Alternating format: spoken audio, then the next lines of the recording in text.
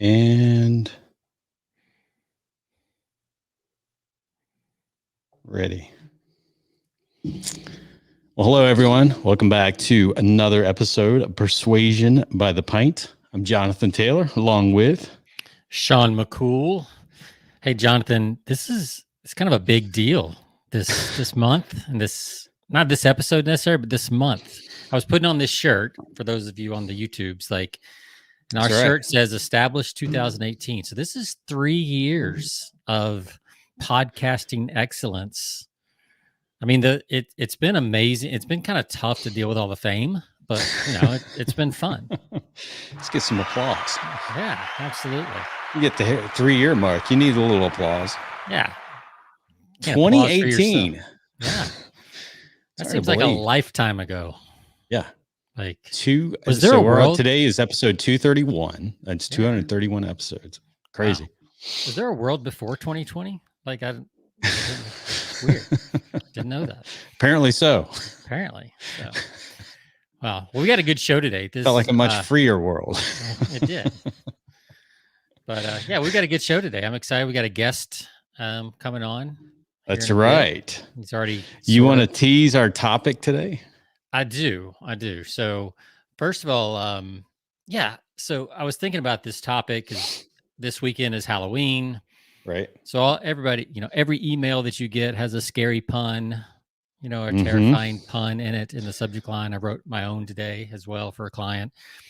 But I was reminded that world-renowned copywriter Eugene Schwartz, who we've gone through his book on this show, he once said that every copywriter should go watch whatever the top box office hits are on a regular basis.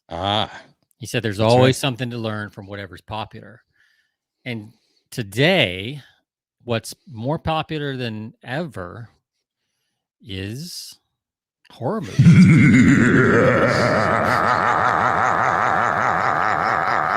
Very nice. Look at you queued up.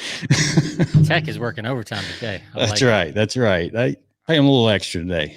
So I was looking at, so check this out. Statistic from Charter, CHATR, I think it's .co. Mm-hmm. And they have the best graphs. You can get their weekly email and it'll send you all these cool graphs. Great for, content and just dropping random facts that, when you're building rapport or whatever. So here's one that was recent. It said spooky season, horror movies are proving resilient in the pandemic and box office numbers. It's now 18% of the box office market share, up from everything else. Now, some of that is probably due to other movies not being as successful. Sure, right. But still, that's a pretty big jump. That's people huge. Aren't going to the box office, but they are still going to watch things like A Quiet Place, Part 2, Candyman, Halloween Kills, The Conjuring, all those kind of things. So it's big business. And we're going to be talking with our guest about one of the biggest franchises, I think, in horror movie history. And maybe we can figure out what's going on and why horror movies are so popular and what we can learn. So that's the idea of the show anyway. We'll see if that's the idea. We'll see if it pans out. Yeah, it should be interesting. We'll get into our guest has actually written a book on one of the most famous horror films of all times. Wow. So I mean, I can remember going to see this movie when it first, the very original one, when it first came out. Yeah. And I'm going to tell you, it was pretty, I think I was like a senior in college going to see that thing, man. It was kind of creepy. And I went with some friends, man. And I'm not ashamed to say I was on the edge of my seat a little bit. Yeah. Yeah. It's funny though. I was thinking about that too. I saw a lot more horror movies when I was younger than I do now. Yeah. They're just not as appealing to me now. So I'm curious if there's something to that, or if I've just gotten kind of grumpy in my old age or what. I don't know. So we'll find all these things out. And I'll wait for our guest, but he's not alone. There's another very famous, because our guest is also a marketer. Yep, exactly. So that's why he made the cut on the show. So, Mm-hmm. but there's another very famous copywriter who was into horror films, and we'll reveal that. Oh, yeah, later that's on the right. I show. remember you mentioned that, so I Yeah. can't wait to get into We'll save that into that. for after. Yeah, we'll save it a little bit later in the show. So, well, let's. All right. Does our guest have a beverage? He does. I think he does. He does. He does. I see him in the green room holding a can of some sort. So I guess we should welcome him in to the. All right. To the ceremony. So we have. Is it Padraic? Padraic? You can call it. It's Patrick. It's. Oh, that's a cool way to say it. I always say my parents were a little drunk when they named me and just threw extra letters in there. Okay. That's a unique way to pronounce Patrick, but I like it. And so is it Maroney? Yeah, it's super Irish. Yep. I'm basically a leprechaun. Awesome. Okay. Well, welcome to the show, Patrick. Thanks for having me. I'm still gonna call you Padraic because that's even cooler. Do it. All right, man. Thanks for coming on. Thanks for having me. So Patrick is the author of a book we're going to be touching on today. We're going to be talking about, he's obviously spent some time in this franchise. And the book I was referencing, the first one that I went to see was Scream, the original Scream. But he's got a book out called It All Began with a Scream. So a big fan, I'm sure, of the franchise, and we're going to get into that. But we're also going to be touching, as Sean said, why is it that we love these scary movies? Why is it we love these horror films, and why we love to be scared? So Patrick is also a marketer, so we're going to be discussing that from a marketing perspective too. I'm sure we're going to get into how marketers can use that. How do we scare people? How do we scare people? That's right. That's right. All right. Well, Patrick. So welcome. Welcome, Patrick. You held up a can of some sort, so I'm assuming you got a beverage. I've got a Red Bull. It's like 5 o'clock. Why not? Right? Why not? Right? Why not? You're going to be winding up. We're going to be winding down. That's right. Whatever exactly. works for you. So yeah. All right. Well, why did you choose Red Bull? Because we always ask our guests why they bring what they bring. You got a thing with Red Bull, or is it just every once in a while? Is it like a daily go-to? I'm actually trying to get a paid sponsorship from Red Bull. No, it's I don't drink coffee, and I'm very particular about what type of beer I drink. And I'm actually doing a marathon next week, so I'm trying not to drink right now. So Red Bull it is. Wow, marathon. That's no joke. Keeping in tune with the theme, it's terrifying. Yeah. Well done. Good pun. All right. Well, we're going to go into our beverages. Jonathan, what do you have over there? All right. So I've got a single that I picked up today. It's a boysenberry. The brewery bakery is the name of it, but it is a boysenberry pie? You ever had a boysenberry pie, Sean? I have not. You ever had a boysenberry? I don't think so. I certainly haven't had it in my beer. So I'm worried for you. I'm concerned. This does sound terrifying. It does. It sounds interesting. It's a bourbon barrel aged imperial stout with boysenberries, cinnamon, and natural vanilla flavor. It should have been blueberries. Blueberry. So I was curious because I've never had a boysenberry. Patrick, have you ever had a boysenberry?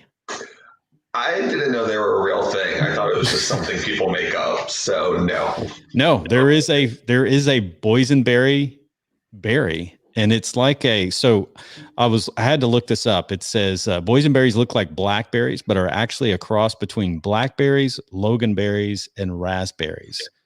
So to my understanding, it's like a blackberry, but it's a little more tart in flavor, which I wouldn't care for. So I don't know why I got this. Me either, but hey, I'm kind of disappointed now, but let's see. I'm going to read. It says, slice into the bold barrel aged imperial fruited stout and experience a slice of Southern California in your glass. Inspired by Orange County's richest history of growing boysenberries, this barrel-aged imperial fruited stout is full-bodied with big, bold berry flavors that are drizzled with rich vanilla flavor and a hint of cinnamon. 10.2% ABV. Wow. So that's why I got it. Yeah. I just kind of look past the boysenberries. Yeah. Well, I will I'll share mine here. So I have got one we've had on before, and it is the black chocolate stout. You remember this label, Jonathan? Yeah, I do. It's kind of a Christmas look that we talked about before. Yep. So this is the world famous Russian Imperial Stout. Regal and refined. Like, look at all that cool copy there and colors. Look and at all that that. stuff. It's very I love the labeling and the packaging on this stuff. Like, it looks high end. But it's a black chocolate stout. It's a seasonal, limited release type thing. But it's 10% alcohol and dark chocolate and hints of espresso. Yeah. So that is what I'm having. Here's the question: today. Do you remember what you gave it before? I do not remember the exact score, but hey, points don't matter. That's right. It doesn't. Like, whose line is it anyway? Points don't matter. That's right. Every day's a new day, so it doesn't matter what it rated then. It matters what it rates now. Right. Because it's all relative, right? It's relative to other stuff you've had. So we've had some pretty bad beers since I've had this one. That's right. So it may get Patrick, a higher rating. Do you, outside of caffeine, do you not drink alcohol at all, or is there a particular one when you do drink that you gravitate towards? No, I do when I'm not training to kill myself. Usually, IPAs, or I'm a vodka boy. So. Oh, okay. Yeah. So you don't drink while you work out? Because Sean and I do. Well, if I'm at the gym, I have the beer helmet and everything. Oh, I see. Not with running. Yeah. Right. Yeah, that's a good point. You might spill it. That's right. Good. You got to follow the finish line. At the finish line is when you just start chugging. Absolutely. Yeah. That's well, Jonathan and I were both in the Army, so we were taught to drink and exercise at the same time. That's just part of the culture. That's right. Smart. Or used to be. It's probably not allowed anymore. I don't know. Nope. But, all right, Sean, let's see yours. Check that out. Look at that beauty. Oh, look at that. See what you're missing, Patrick? Man. Too many monitors glaring over here. Awful timing for this race. Awful timing for this race. I would think any time is an awful time to run a marathon. That's just my personal opinion. That's right.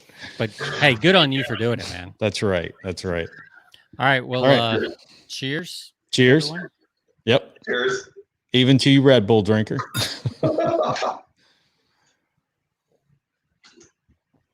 Oh, man. All right. I like it.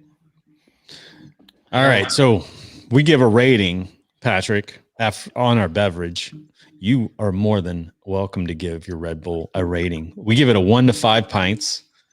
In your case, it would be a can. It's standard. It's not a flavored one, so I'll give it the five cans. Wow, 5 cans for the result, I guess, right? Not for the flavor. Yeah. For what? Because it gives you wings. That's what I've heard. It gives you wings. Red Bull gives you. By the end, I'm just gonna be hooded. So that'll be cool to watch. All right. It's a special for the viewers. I like it. Jonathan, what do you give yours? Your boysenberry punch over there. Boysenberry, I tell you, there's a lesson here. Do not mix tart berries with a good bourbon barrel stout. Or is it? Yeah, this is a stout. Ale, right? No, it's an imperial. It's an imperial stout. So okay. Those two should never, ever be in the same room together. You would think we would learn, but we keep trying these new beers. But I know, and people keep trying to make them. I know. So I'm going to give it. I'm going to give this one a. This is disappointing. I'm going to give it a 2.9. Unfortunately for them, it's not too bad. It's not. No. Not awful. We've had worse. We have Einsol beer. Yep. Well, I'm going to give this a 4.75. Oh, wow. Right up there. Yeah, it's good. Man, It's really that's good you're stuff. teetering close. Yeah. You know, that's so close. We can't give it an applause. What can we give it? We can give it a. Oh, my stupid thing didn't go off. Technical failure. Well, we'll just give it an applause. Muffled applause. All right, I like it. I had my Halloween laugh queued up, but it didn't go off. Stupid wow. technology. It went off the first time. That was perfect. So that was good. So your home could. No, that's an ad. So we don't want that one. So. All right. Well, let's. The stage is yours. Tell us a little bit about yourself. I am from Philadelphia, originally from upstate New York, and I just wrote a book. I've been in marketing for about 8 years. I'm at a nonprofit, and I'm doing a marathon. I said that already. I'm not really sure what else. So what spurred you to write a book like this? I mean, this is kind of unusual. Well, we're in unusual times, Jonathan. Yeah. It was sure. Why not? It was the pandemic. You know, working at home, I needed something to do. I live alone, so I had 24 hours to fill. I took up drumming, which my neighbors love. So. So yeah, this year's the 25th anniversary of Scream. So it just seemed like it was a good time. And I figured if all of us were trapped at home, that the actors and filmmakers might also and want to talk to me. So that's what I did. I figured I would reach out to them, and luckily they were willing to talk to me. That's cool. So you actually got to interview some of the filmmakers. Was this the original? I mean, I'm not sure. I don't even know. There's been so many Screams. What if which ones and how many they've had over the years? But so there's been 4 that have come out. A 5th one is being released in January. And yeah, the book covers all 4 of the movies. And I spoke to people from all of them. Some of the actors like Jamie Kennedy, Skeet Ulrich, the voice of Ghostface, Rose McGowan, Rory Culkin, and behind the scenes, a bunch of the producers, Patrick Lussier, who was the editor on the first 3, and then is now a director in his own right, and just really took all the interviews together and pieced together the story with all their experiences to give readers an inside look at what it took to make these movies that people still love 25 years later. Yeah, so I gotta ask Patrick, was this just a ploy to get to try to talk to Courtney Cox? Is that the real thing going on here? Or Nev Campbell, either one? I mean, the ploy failed. I didn't get to speak to those 2. But I have met Nev Campbell. She's really, really sweet. But I mean, it's never a bad afternoon when you get to just talk to an actor for an hour or something. Just hang out with Rose McGowan on Zoom for an hour. Yeah, it's cool. We did that last week with a guest. This is our second Hollywood-ish kind of show in a week, Jonathan. Yeah, we might be on to a new trend here. Absolutely. Yeah. So we got a new trajectory. I tell you. So Patrick, I don't know. So tell me a little bit about your marketing background. Like, what do you do? You said you work for a nonprofit, but what's kind of your role? Are you just marketing director? Like how'd you get into that world? Yeah, so I actually started as a writer when I was in high school professionally, and when I graduated college, I went the publishing route, and that was I graduated in 2005, so social media was just kind of starting to take over our world, and I kind of realized that was more the route that I wanted to go, and I started to kind of segue from editorial into social media, and then from social media I went just completely into marketing. So I'm now, so I moved out of publishing and I'm at a nonprofit in Philadelphia here, the American College of Physicians, which is a member-based organization. And I am basically in charge of marketing one of the product that we have. It's a $60 million every 3-year program that we market to internists to help make sure that they stay certified and have the latest information and board prep stuff for them. Yeah, those are great. Those membership type Mhm. nonprofits, those are great, actually pretty cool business models. I mean, you could actually make them for profit too, but I think they have a little more credibility when they're Yeah. nonprofit. Yeah. Somebody's Yeah. getting paid. Somebody's getting paid. Absolutely. So I don't know if you know this, Patrick, but one of my favorite copywriters, direct response copywriters, the author of this book on the art of writing copy, Herschel Gordon Lewis. Do you recognize that name, Patrick? I do not. So he is considered the godfather of gore. So in his part-time, he made gore, like some of the goriest movies back in the day. He died in 2016 at 90 years old. So his career started in 1951, and his last one was 2000. I think it was released after his death, 2017. But yeah, he did. He was like they call him the godfather of gore because he pushed boundaries in the horror genre with blood and guts and everything else, unlike anybody else up until that point. So, a little trivia for you. That was What's the name of that book, Sean, that he's got? On the Art of Writing Copy. He's got dozens of books, okay. but that's probably my favorite. He was most well known for like being a catalog copywriter. So he wrote a lot of short copy, but he's really smart. He was narrator for a lot of his movies. So he's got that Vincent Price kind of voice.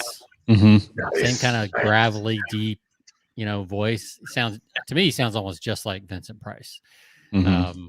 So yeah, it's kind of cool that, I think a lot of us marketers and writers and that kind of stuff, we get into all kinds of other stuff like drumming or, we always had, most writers and marketers I know have these other hobbies.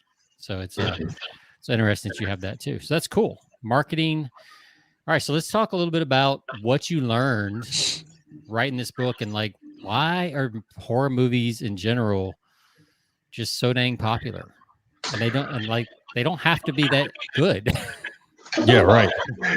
That's actually one of the funny things is that horror movies are kind of seen as these Teflon genre that the movies can be made super cheap and are some of the most profitable in Hollywood because people will still go see them. And kind of what you guys were touching on at the beginning of the show, that the horror movies are doing well now when some of the other movies aren't. I think that's because people are looking for escapism. And so Candyman and A Quiet Place, it gives people that chance to kind of escape what is, quote unquote, scaring them in the real world. And it gives them that release because that's really when we go to a horror movie, we're looking to get a release of our anxiety and we talked a little bit about this off camera about being scared. It releases endorphins in you, so you're basically getting a high from it. And they actually came out with a study, I think, within the last year that going to see a scary movie or a horror movie you end up burning like 150, 200 calories in those 90 minutes. So really you can go to the movies instead of going to the gym once a week. I like it. I wouldn't recommend it all the time to replace your workouts, but like every once in a while. Maybe instead of putting ESPN on the TVs in the gym, they should put horror movies on Absolutely. the TVs in the gym. I was just thinking that. That'd be like hitting the bench, hitting the treadmill while you're watching a little Jason Voorhees. Yeah. Who knows? Who knows? So it's interesting you say that about, I was doing some research on this for this show, and I think the most famous probably cases of these are the Blair Witch Project, as far as being cheap to produce and then making a lot of money, and then Paranormal Activity specifically. I think it cost 15,000 or 10,000 to make, and it made 100 million at the box office. That's a pretty good. I mean, that's almost as good as Bitcoin. Almost. Almost. I mean, I wouldn't be upset with that ROI. Yeah, I mean that's not bad. Well, Blair Witch, I think it was like $5,000 was their total budget, or something like that. Yeah, and I don't know what people the just taking a camera out. Yeah. I mean, even Halloween was super cheap to produce, and until Blair Witch was considered the most profitable indie movie because of how much it's made over the years, and then Blair Witch came along and decimated it. Yeah. So Blair Witch looks like it did $250 million. Unbelievable. And talk about ROI. We have to talk about like the Blair Witch, some marketing, and talk about marketing and persuasion. The fact that just a little story. I was writing for the local paper at the time. I reviewed it. The screener I got was missing one of the interviews in it that explained about standing in the corner. So I wrote this review being like, the ending makes no sense. It's so dumb. Like, this movie's awful.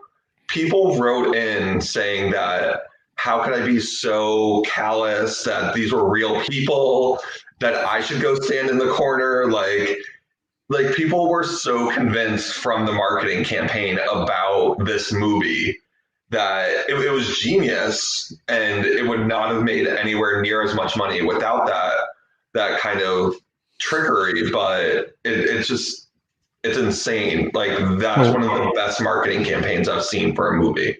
So explain that, because I vaguely remember at the end where you catch the camera angle with the standing in the corner. What is that? Because I didn't know. So I haven't watched it because I'm scarred from people trying to wish death on me. But that's bizarre. But so from what I remember, no, not really.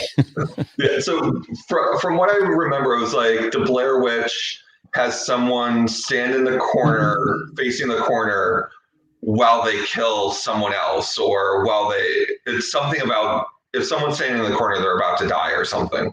It's something along those lines. And they explain it with one of the interviews with the townspeople earlier in the movie, but my screener didn't have that. And so people just and mind you, at the time I was like 16, maybe 17, and I'm getting these angry letters telling me I should go stand in the corner and wait for the Blair Witch, because I'm not sympathetic enough to these fictional people who died. I think what's interesting about that is, first of all, this was made in 99. I would not have guessed it's that old. So it's pre, Instagram videos, Facebook videos, even YouTube was not huge in 99. Right. I don't even know if it was around, I think, but maybe not. I don't know. It was, because that was pre.com crash. Yeah. So yeah, I mean, anything that looked like that felt more. Not everybody had a video camera in their pocket at that point, right? We didn't have an iPhone with the cameras and all that stuff, so it could definitely feel a lot more real. Like, I don't think you could pull that off today. The marketing of it, the way you could back then. So that's interesting. You said the stand in the corner. So this.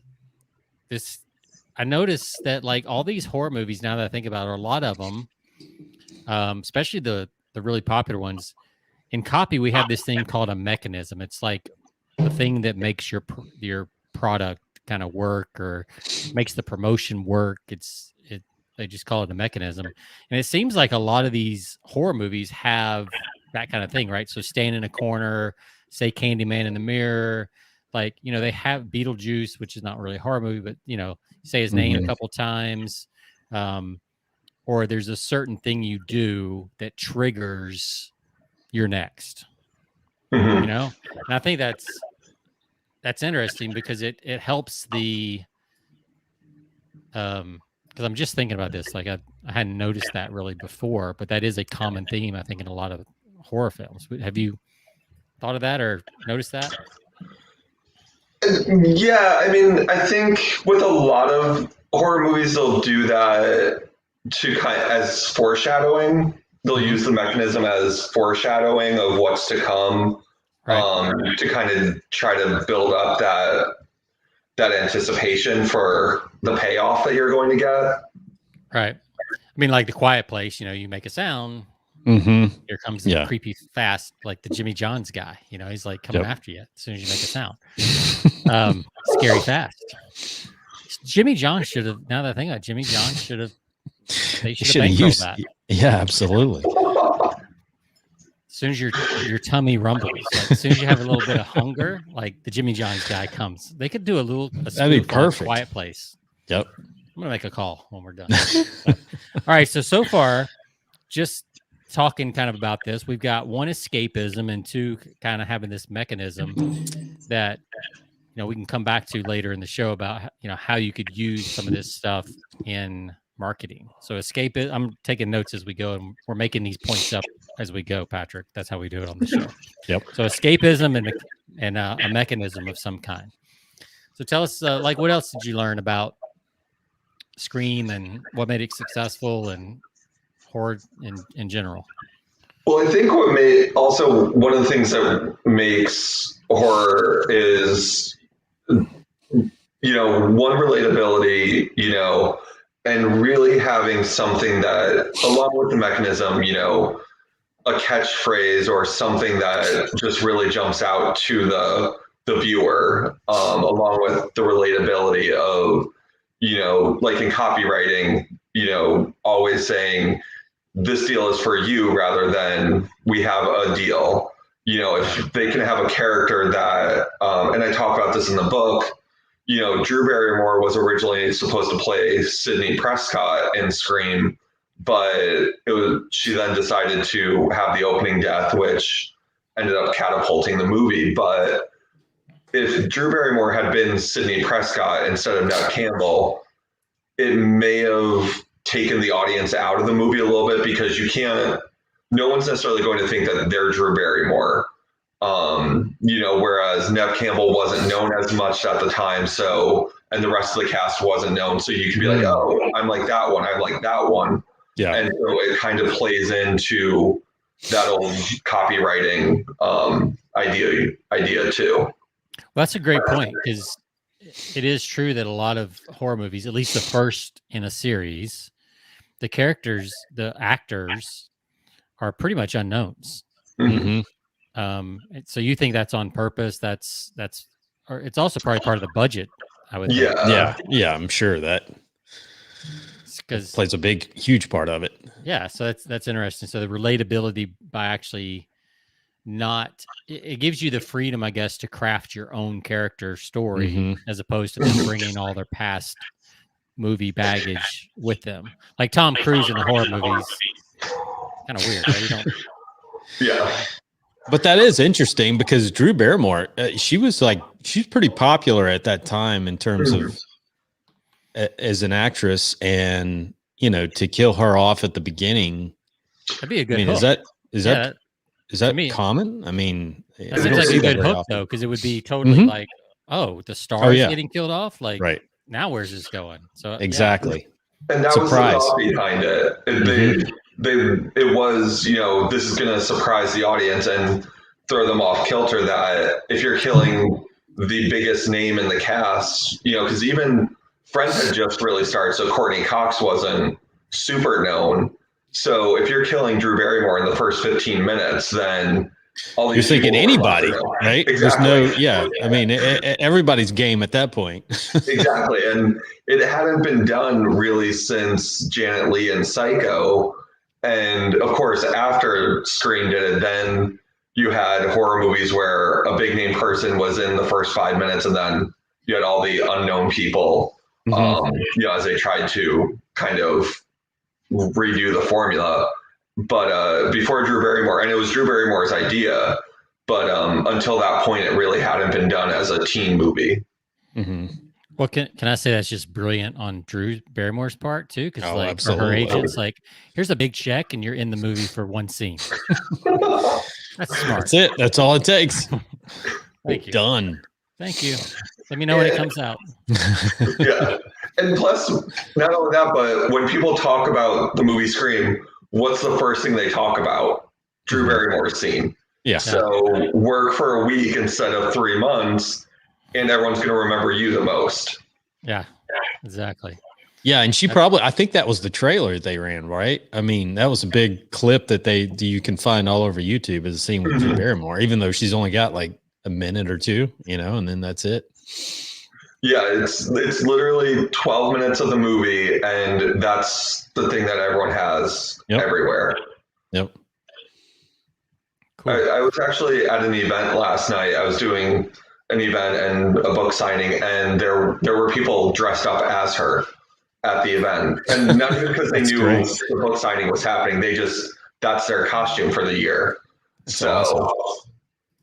Yeah, that's so cool. Where was the book signing at? It was at it was a fundraiser I'm on a committee for in Philly here, and we had it at there's this big theater called the Kimmel Center, and so we had it there, and it was just a networking happy hour, and I just had a table there because it was Halloween themed, and we told everyone to come in costumes. So that's awesome.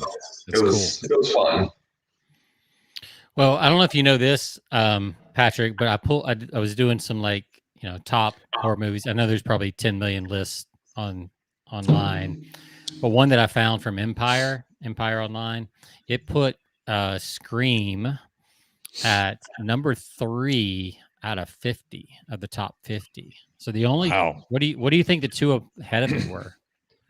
Is this for scariest? Because I know a lot of people consider The Exorcist to be the scariest. Mm-hmm. So that's one the category is just best horror movies. Is what best horror actual title is. 50 best horror movies. Okay. So overall, like you're not talking about the whole franchise. You're talking about one single movie. Right. Okay. So what do you think the two ahead of it were? I would say Exorcist and Halloween. I would think The Exorcist. I'm not sure about Halloween, but I was. Oh, look at that. Alien was number 2. Wow. Which is weird because I don't think of that as a horror movie, but I guess it's more sci-fi. Yeah, you know what? In my mind, Aliens, the second one, was scarier than the first. Yeah. I remember seeing Aliens in middle school and thinking like I had nightmares after that movie. So the scariest was or the best, not necessarily the scariest, but the best was the Shining 1980 version. I actually thought the next version, that's the one I remember seeing first. I didn't see this one first. I saw the other Shining first. Right. And I know that thing freaked me out. Mm-hmm. Like, because I don't remember when the second one came out, probably late 80s. Mm-hmm. But yeah, that one freaked me out. I still don't like watching that movie. So something about it. It's just that's interesting. So I'm just curious because I would have thought The Exorcist was ranking right up there. Where does that rank? Halloween is like 5.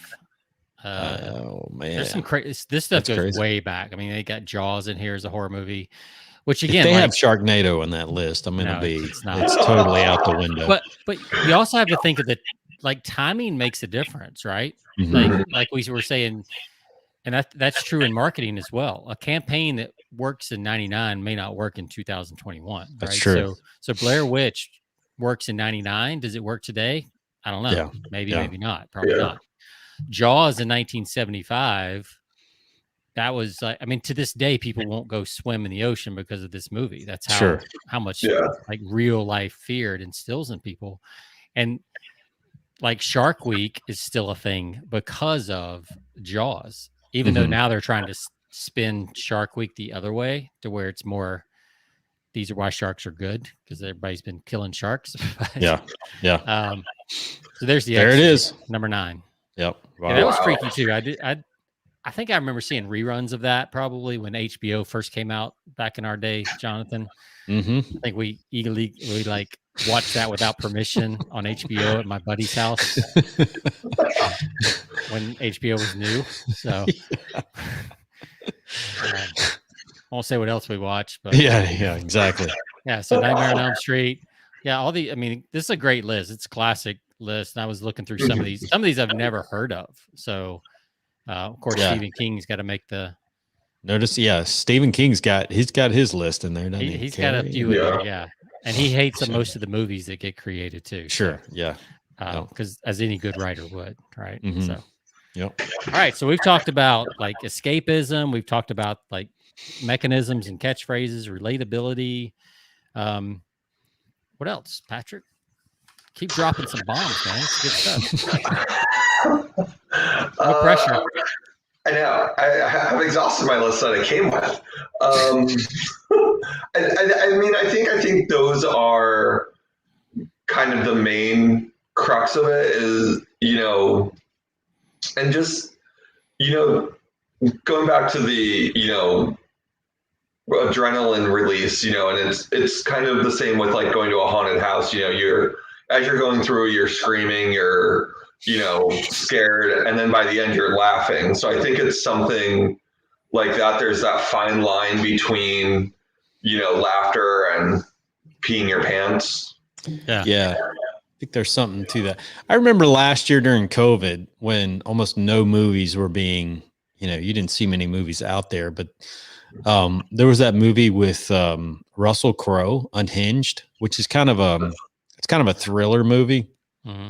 And normally I don't gravitate, I'm like, yeah, I'll watch it when it comes out on Netflix or whatever. I'll catch it. But I really there was a lot of pent up, nothing out there.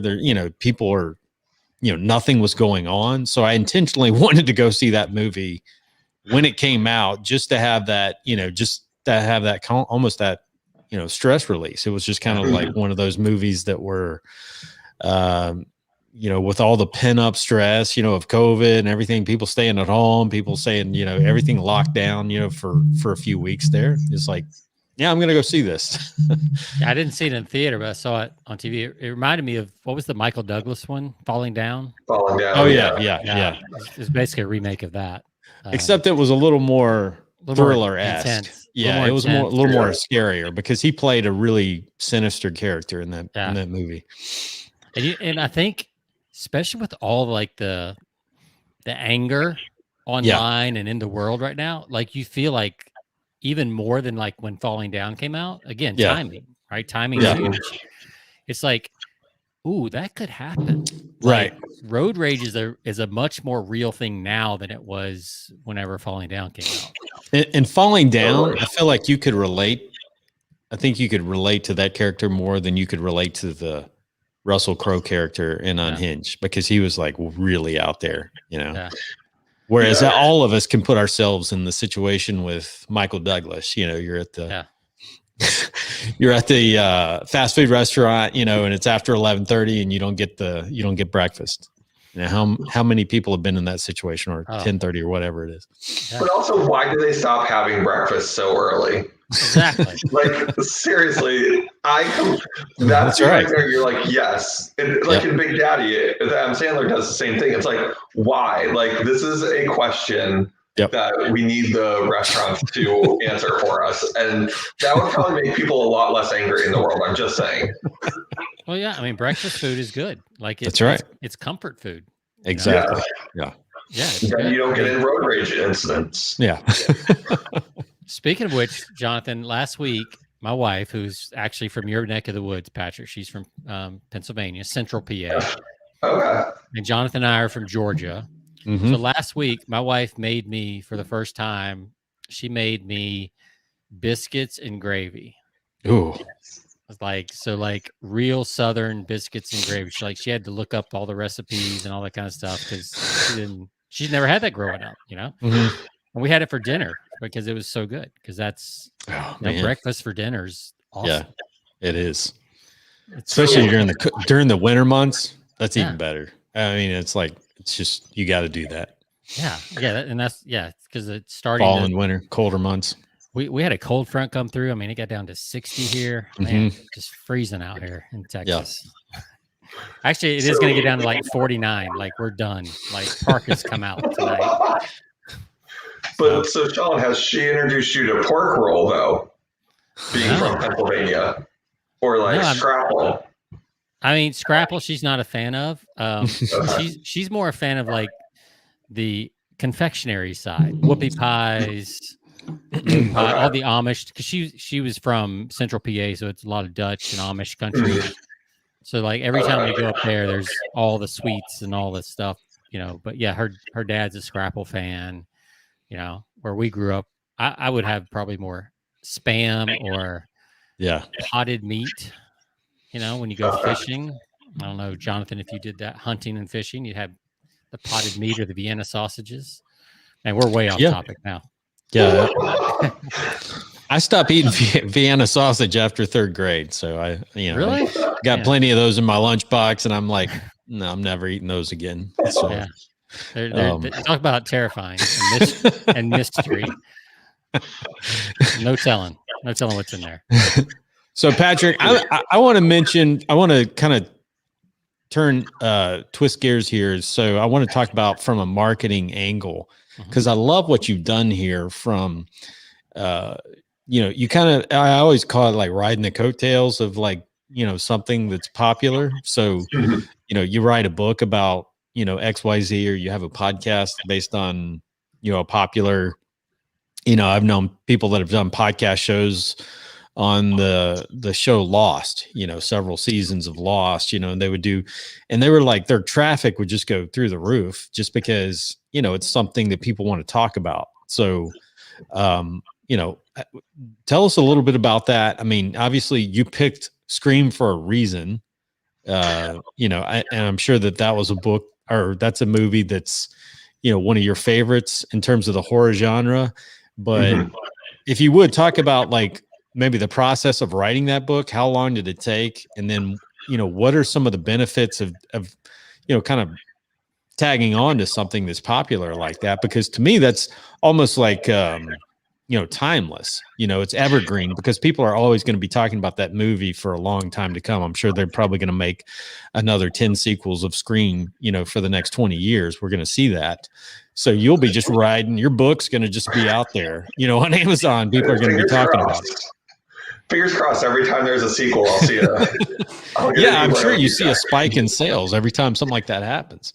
Well, the funny thing is actually, so we timed the release of it for August so that we could do like the initial push, and then with Halloween, it's everywhere, and then in January the new movie comes out.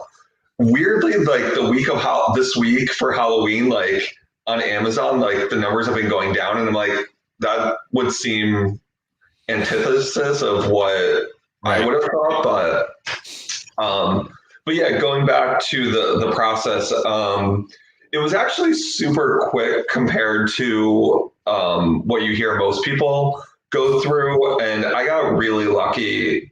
My publisher, Bear Manor Media, was the first publisher I reached out to, and Ben, he was on board with the idea of it, and he was like, let's do it, this is a great idea. So that was the first publisher you talked to, and they said, yeah, done. Yeah. So I didn't go through the string of rejections. So I've been super lucky. And honestly, even with everyone that I interviewed, they were very generous with their time. I was on Zoom with them, some for multiple hours. They sent me photos, and they were very responsive, like if I had to follow up with anything. So, I mean, I really can't, like, I know my process was probably so much different from 95% of everyone else's. And with my next book, it'll probably be, a lot different, but I got really lucky with this. And so I ended up signing the contract in June of last year, and I handed the manuscript in at the end of March. So it was really quick. So why do you think, I'm curious, why do you think the publisher, Did they even tell you why? They were like, yeah, we'll take this. I mean, do they give you a reason? Like, because it was, something they think, this might work. We don't see many books on horror or talking about Scream. And then that's actually the surprising thing. There hasn't been a book like this about Scream in 25 years, which I thought was surprising. I thought, because like Halloween and Nightmare on Elm Street, Friday the 13th have been dissected every which way. But for some reason, this hasn't. So I think the publisher is a company that specializes in entertainment-based books. And I think in my head, I like to think that I just wrote such a great book proposal. Sure. I like to just tell myself that. But I think it was, he just saw that, the timing and everything, there was a need in the market. So what makes a book proposal? What does that involve? You basically, you're pitching their book, you're pitching your book to them. What does the proposal involve and how much time? So basically it's like a 2-3 page synopsis. You kind of do a market analysis, if there's anything that is out there and how it's different, you give, the elevator pitch on it, a little bit about yourself so that they know, because they don't know you from Adam before that. So to pitch, you have to pitch yourself as much as the book so that they can trust you. And then I included a little bit about marketing. And actually my computer's about to shut down, so I'm going to jump back on my phone. I'll be right back. Sorry. Okay. In the meantime, Sean, I might have to dump this beer, man. It is. I'm pouring my second while you're dumping yours. So whatever. All right. So I'm going to take a pause, and I hate it because I spent like $8 on this single, but the rating is going down every time I take another sip. So I'm sorry. I'm gonna have to revise my rating down to. You got something else there in the office fridge, I hope. It is a 1. Yes, sir. I've got a Yingling. Hey, you can't. Oh, a Hershey's Yingling. Hershey. I like that.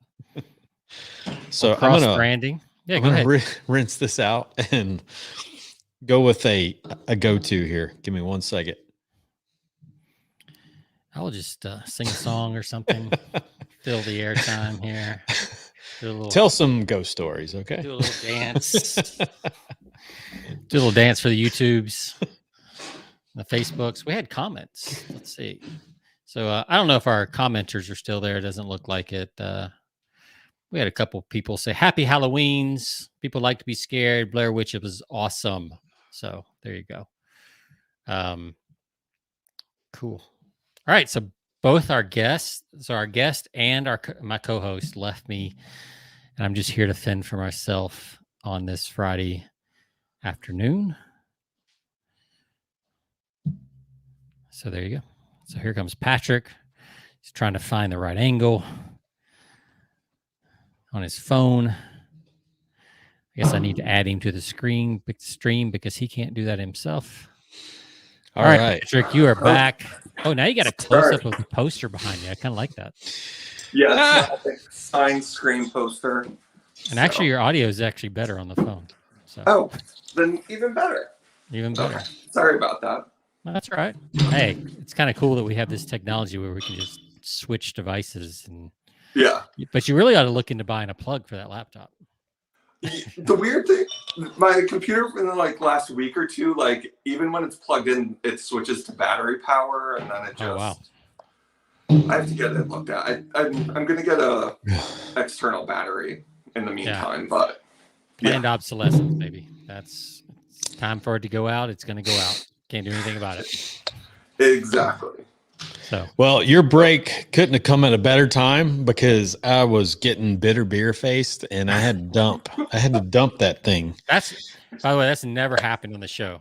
We never always happened. Finish the beers. So I think you might need to revise that rating down a couple of points, Jonathan. It will get a 1. It's a 1. I'm going to revise that to 1. Good. That's generous. Yeah. Yeah, that should just be a, I don't know. That's your I think mulligan. the $8 that I spent on it kind of influenced my decision to make, if you spend more money on something, you try to justify your reasoning behind that. Absolutely. And also justify to your wife why you spent that much money on a single beer. Yeah. Well, it's luckily because we have this podcast, it's under office supplies, but That's right. So. Exactly. All right, Patrick, where were we at before your computer was so rude and cut you off?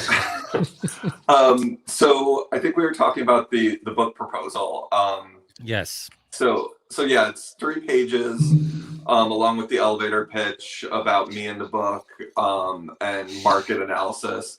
I also just kind of put in, how I would, a little bit about the marketing for it and what I planned for that, and then you kind of put a very high level table of contents together. So I'm wondering if the marketing part stood out, because my guess is most authors don't include a lot of that. Did you find that like as a template? Did you just Google how to do a book proposal? Like, how did that come about? So from working in publishing, I kind of just used the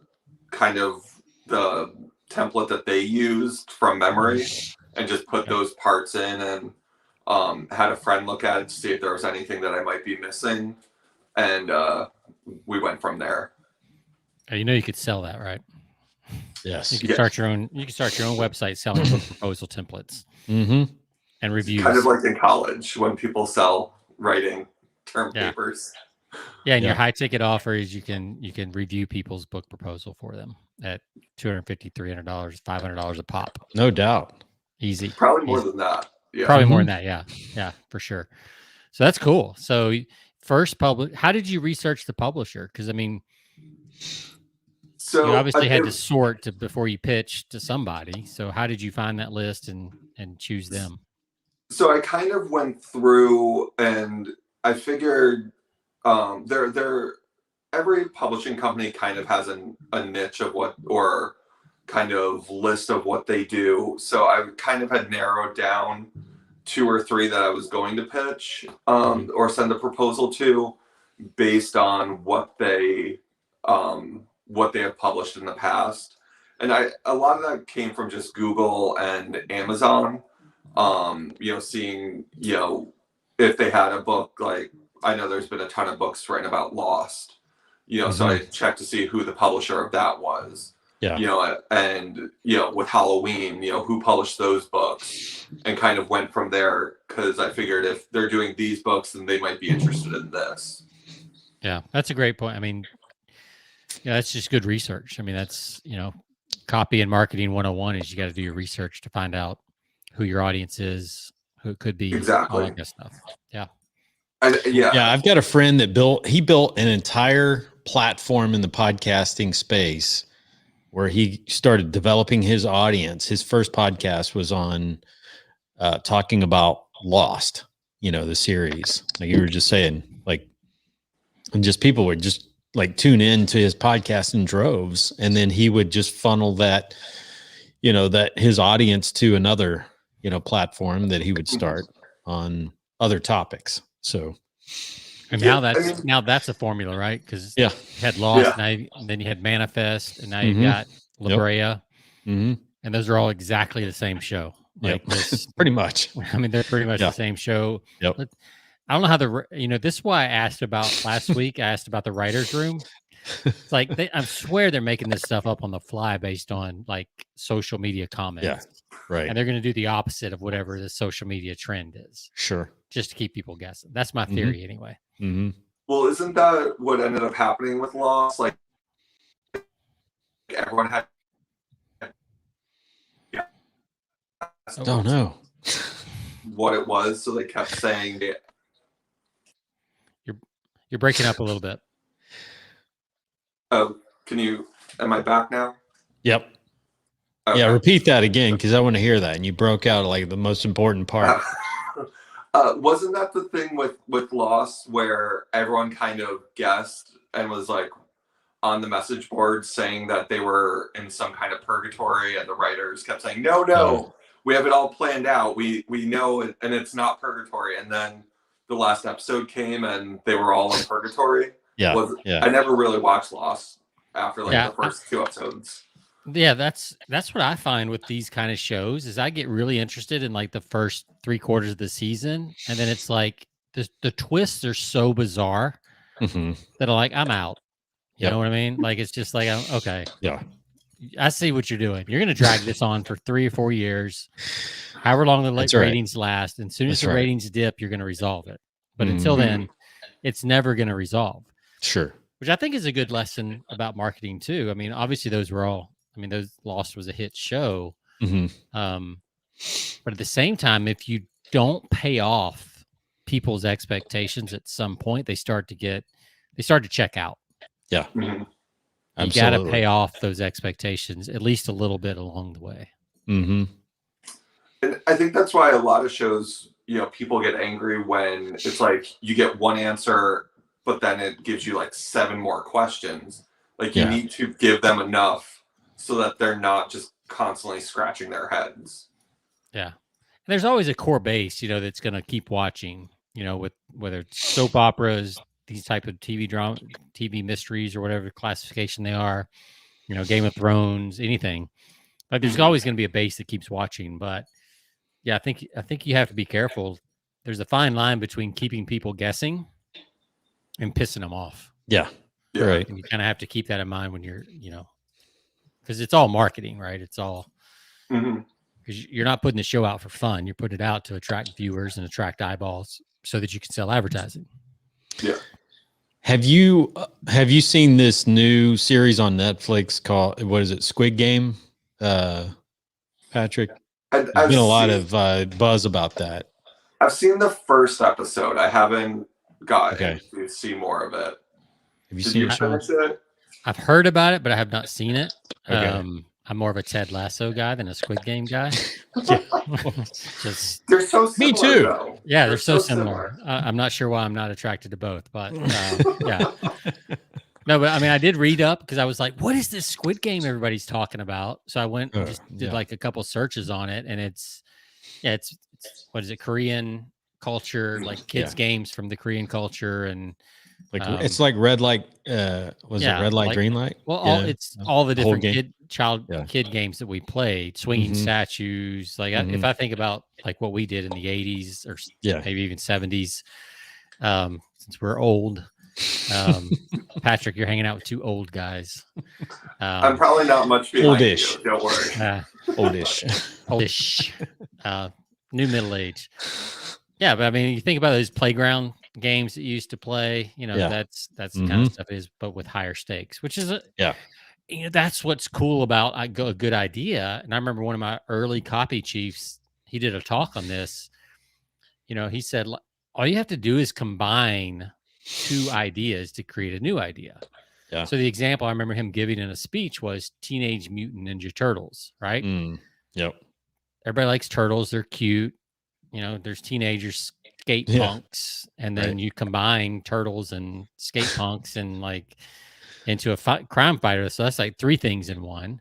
Sure. But a lot of these shows are, it's children's games, but with a death consequence instead of just like you out and sit on the sidelines, right? You're like really out, Yeah.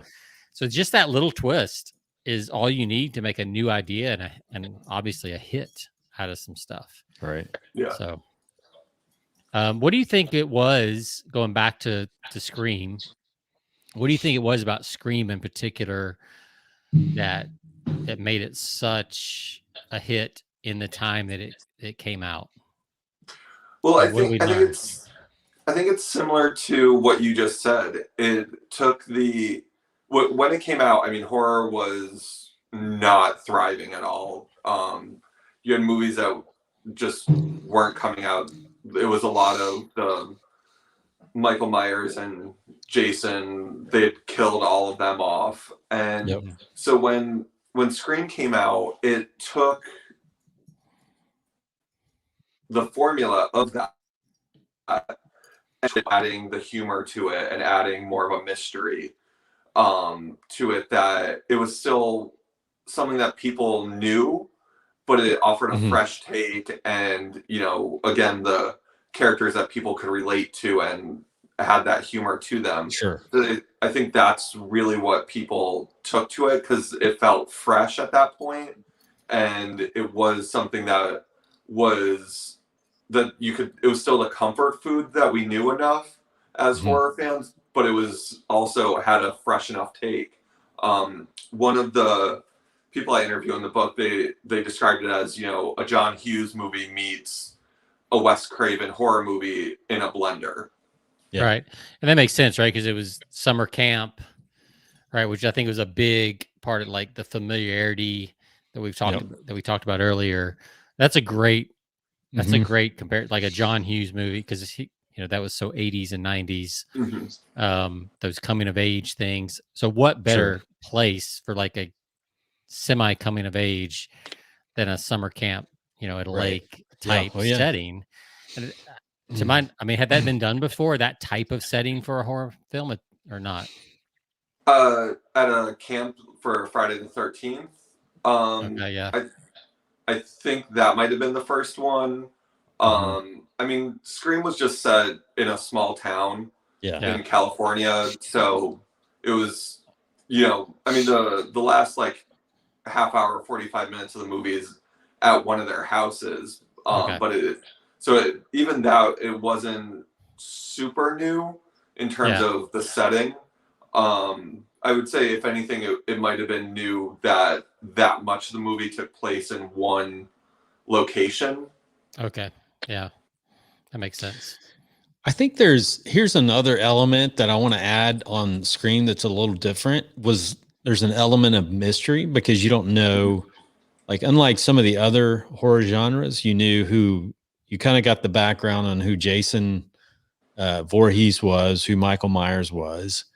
But in this type of movie, you didn't know who was this. So you were trying to kind of figure out. So I remember, through the movie, you're trying to decide, okay, who is the killer here?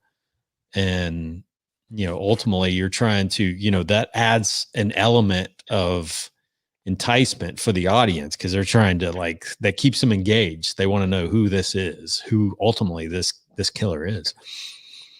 And leaning into the marketing of the movie, they use that mystery to market it as a thriller rather than a horror movie. Right. Because again, the horror genre wasn't, the liveliest at that point. So Dimension Films, they said the new thriller from Wes Craven on a lot of the marketing material to bring people into it. And they also, something that seemed, a crazy idea, they released it the weekend before Christmas.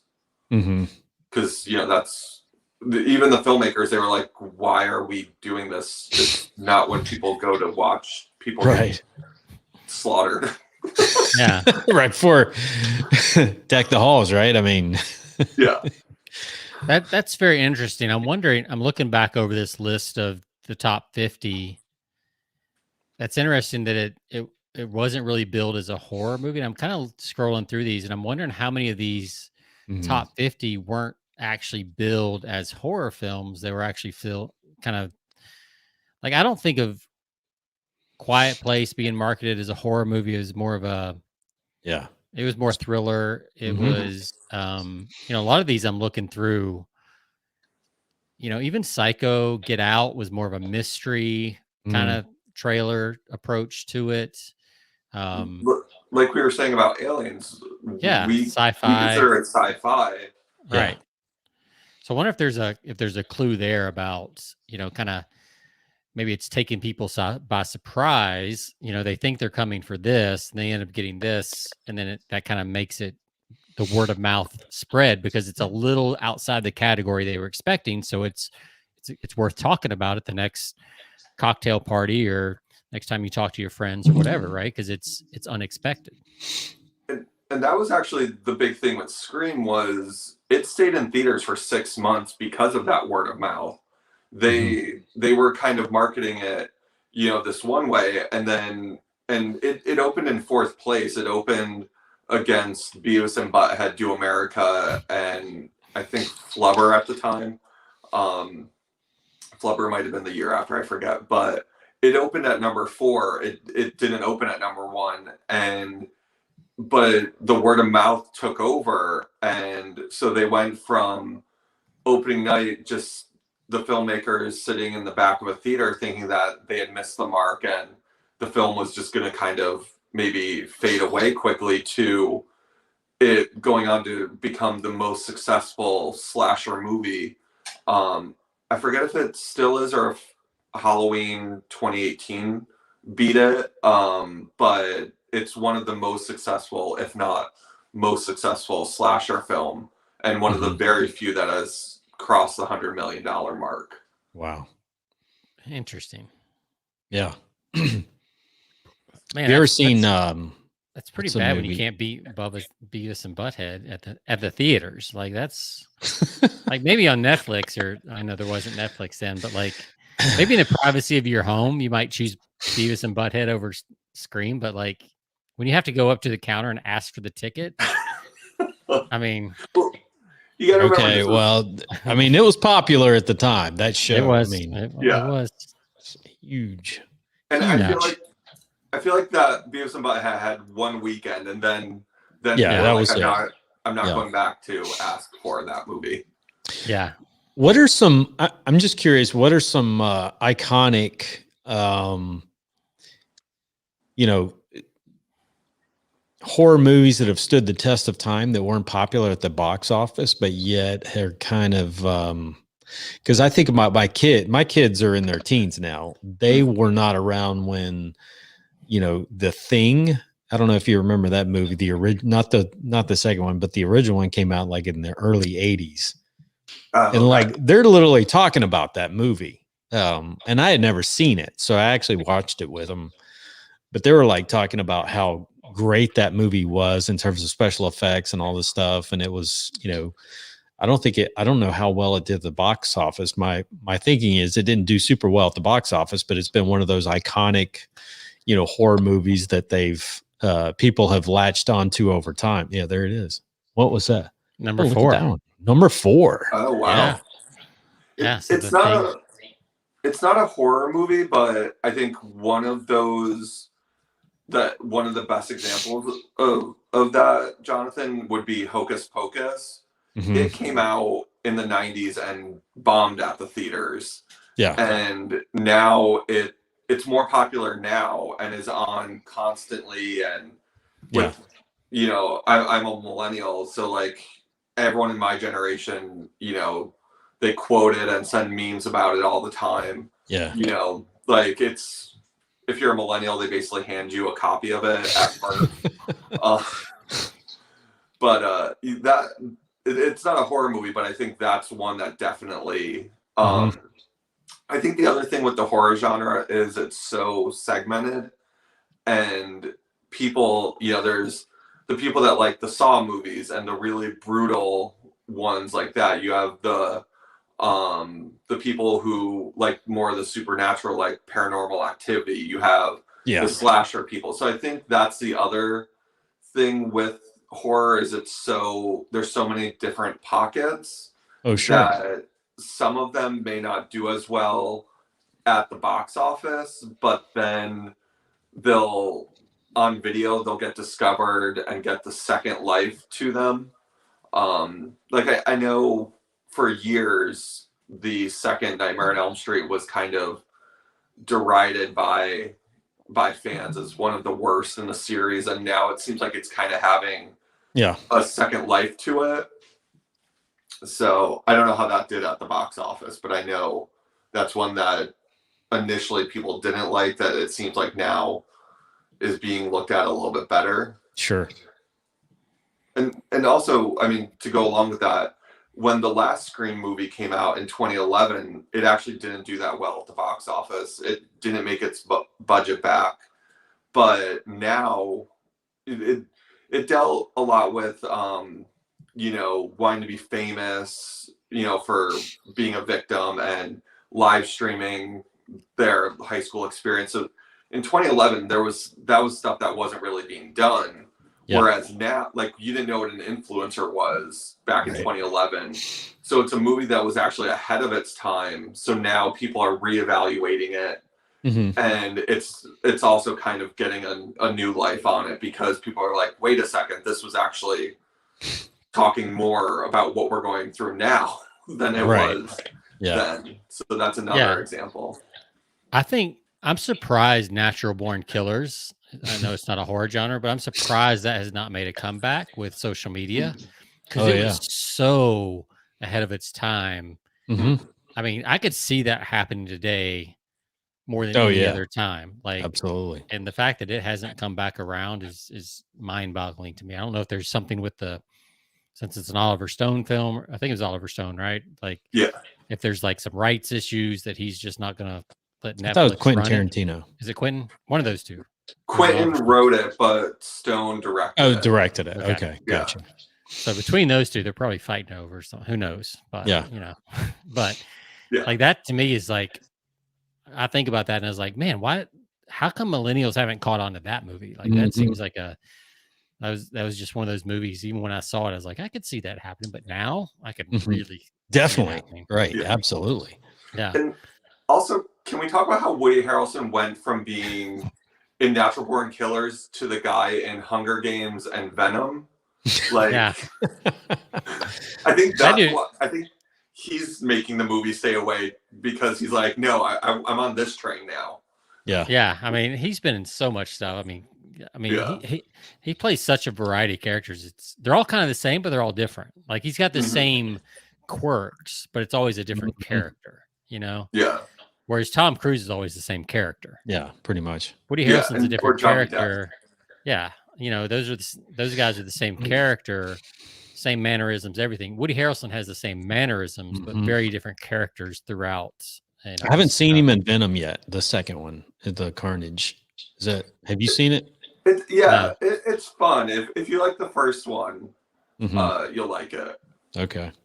Well, you know they have good humor in all those movies, so that's Yeah. what makes those movies really work. Did you ever? I know we're hitting our time limit, but I want to mention.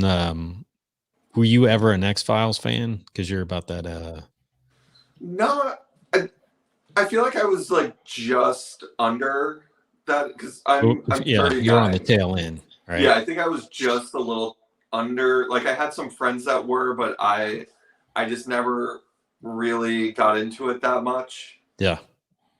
Well, the reason I ask is because I always remember, like, X-Files had a unique mix of their episodes. Like, I think it spanned 10 seasons or something like that, but they always mixed it up between, they didn't just stay on the whole alien thing for constantly. Every now and then they would mix in a standalone monster episode. Like, it would just be like its own standalone. It didn't have anything to do with like the whole, direction that the overall direction of the series, but they would throw these paranormal monster episodes in from time to time that were like just standalone, episodes. And to me, those were the best ones. I didn't really care for the whole alien, storyline that they were building on. I love those standalone episodes where they were like some monster, some creature or something like that was like pretty, it was kind of a thriller type episode that they would create. I think it's interesting you say that, because obviously it had staying power, like X-Files did. Mm-hmm. Granted, there wasn't as much competition.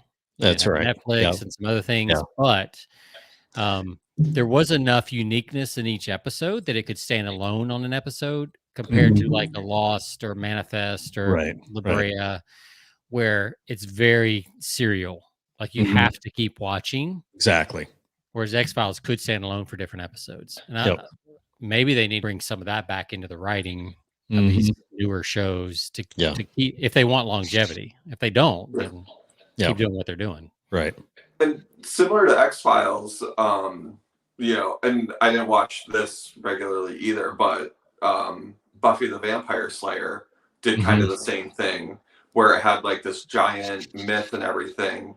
But I do remember one episode from it where they did a silent episode. It was a standalone. It didn't really play into the overarching one, but it's also one of the scariest episodes of TV that I've seen because like it's just because it's so different, and everything that it's kind of along those lines of what you were saying with X-Files.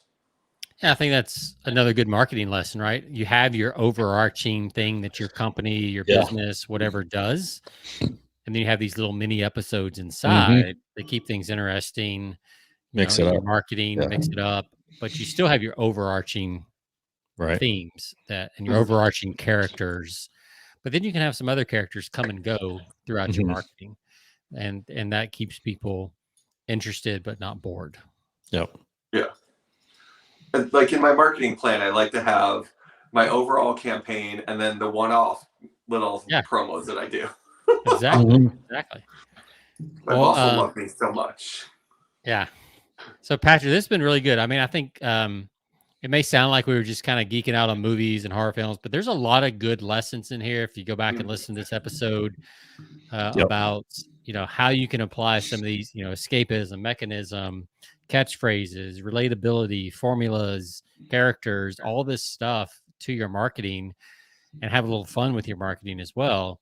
I think this can be a very, very valuable episode. So Patrick, we certainly appreciate having you on. How can people find out more about you? Obviously the book is available on Amazon. Anything else you want to say about where and how or anything like that? Yeah, the book is available from Bear Manor Media. It's available anywhere. I kind of geeked out the other day because I saw my name on Target's website, which was very exciting for me. Because how often do you see something like that? But and then on Instagram also, it began with a screen book. People can follow and share a bunch of tidbits about the movies that they're fans, and I'm always chatting with people. All right. That's cool. So I love that. Any plans down the road to any offshoots of this book or any additional similar genres? I don't know. I mean, who knows? This thing could be turned into a chicken soup book, right? Yeah, and actually, I am working on a follow-up about the Final Destination books, Final Destination movies. So cool. That's what I'm doing now. Awesome. That's very cool. Yeah, you're on everything, man. Goodreads, 8 books, like you're all over the place, man. You're famous. And now you've been on. And now you've been on this show. I mean, if you can, if your book's known well enough to have a book signing, you've done pretty well. So I mean, that's awesome. Well, thanks for coming on. Thanks for joining us today, Patrick. It's been a pleasure. We enjoy talking shop, talking marketing, talking horror, man. That's it's all tied in.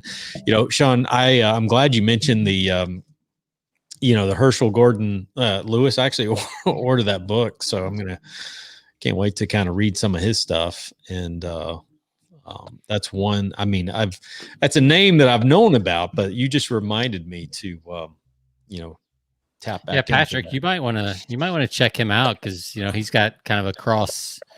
He's into marketing, and he's got these are all his films here. Like he was into kind of like girly and nudie films early in his career, and then he transitioned into slasher horror type stuff. Combine the two, right? Yeah, because here in 1972, the Gore Girls, Blood Feast. Was I think one of his most popular ones. So yeah, you ought to check him out, Patrick, because I think and his copy stuff is really, really good too. So it sounds like a guy after your own heart. I mean, what better way to market something than with girls and gore? Yeah. I mean, right there, blood and guts. Yeah. Get all the bodily systems going at the same time. That's right. That's right. Exactly. Patrick, it's been a pleasure, man. We're gonna Sean and I, we're gonna send you to the green room just for a second. We're gonna wrap up the show. We'll come right back to you, kind of chat with you on the back end. Okay, sounds good. Thanks Salute. again. Yeah, absolutely. Thanks. Salute. Good stuff. Yeah, man, that was fun. Yeah, it was. I enjoyed that topic. It's amazing to me. My marketing brain is going off it just, what he's done, I call it the riding the coattail effect. You tap into something that's really popular in pop culture and you put your own spin on it, and and people I come. think who was it? Brendan Burchard Yeah. years ago, and when he talked about Experts Academy, Yep. it's like you don't have to be the expert. You can interview the experts. You can Right. Absolutely. Basically, like you said, ride the coattails. Kitchen cabinets and countertops are an instrumental part of. Oh, come on, man! What are you doing over there? I was trying to bring up our music or our horror laugh at the end, but I just can't find the button. Oh man! But no, yeah, like you said, Brendan Burchard. Tap into. You don't have to be the expert on. That's right. You don't have to create anything. You can just talk about what's already been created. And he talked about you can be an expert by reading 2 or 3 books on a subject, and you're an expert practically. Yeah. Because most people don't ever read one book. That's right. So you do a little research, find out what's popular, what hasn't been talked about, like Patrick did, and that's pretty amazing. 25 years in, and that movie has not really been talked about. So that's some good research there, Patrick. Good stuff. Yeah. Yep. Cool. Well, thank you all for listening. As always, you can find us over at persuasionbythepint.com. You can find us on all of your podcast platforms. As Sean's showing, established, our 3-year anniversary, 2018. A lot of good stuff. I picked up a case, Sean, of and I'm excited because I actually picked up today when I picked up the single. I picked up a 6-pack and a case of some others. So I'm set for the next 2 weeks on beverages. Nice. Very nice. But one of them is from a series from one of our very first, is either our second or third episode that I had on. But it's a variety pack of what I had at that point. So it'll be interesting. I can't wait. I'm going to try it out next week. So yeah, I'm curious now. So yeah. It's not that one. That's a good one. Yeah, that's a good one. Because we actually did whiskey early on because we had I just bought. I'll just tease. Okay, I'll give you a tease. All right. They're from they're up in Boston. Okay. And they're known. America runs on this. So it should. Okay. America runs on. That sounds like a commercial, and I don't think it's the right one for what you're talking about. But Duncan, that's it. America runs on Duncan. That's right. And if you recall, they have their own series around this time, so it should be good. I forgot about that. Yeah, cool. Yeah. So, when you're 3 years in and 230 episodes, sometimes you're gonna have a repeat. That's right. So, all right. What's cool about it is it's a variety pack, so I'm gonna have some different ones than I had from those originals. So nice. All right, guys. Well, thanks again for listening. I think I've already mentioned us, where you can find us, all of the platforms. So have a great week. We'll see you guys next week. Have a great Halloween weekend. Be safe. Take care. See ya. All right.